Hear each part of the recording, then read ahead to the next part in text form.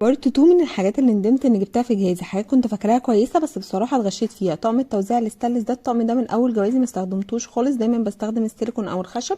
ده ينفع احطه على السفره كده للضيوف، بس صدقوني فلوسه على الفاضي والله. اشتري منه قطعتين بس كده شيك فرداني تحطيهم للضيوف ووفري فلوسك افضل. البلانشه الخشب بجد ندمانه اني جبتها من النوع ده، بتقشر وجواها كده بواقي خشب ممكن تخش في الاكل.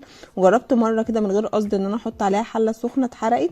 فالصراحه ما انصحكوش بيها نهائي، اللي انصحكم بيها اللي هي البلاستيك، او في واحده جديده كده معدن لسه هجربها واقول لكم رايي فيها، او خشب بس من نوع موثوق يعني انت تبقي واثقه فيه.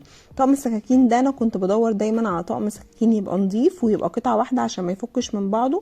فاللي اقترح لي الطقم ده والصراحه جبته. من اول غسله ليه اللون بتاعه راح، وتاني حاجه ان هو وقع مني من مسافه قريبه جدا اتكسر، فازاي يستلس ونضيف ويتكسر كده برغم ان هو بمبلغ وقدره يعني. فتاكدي كويس من النوع اللي بتشتريه ومن الخامه قبل ما تشتريها. قوليلي في الكومنتات ايه الحاجات اللي جبتوها وندمتوا عليها، واستنوني في بارت 3.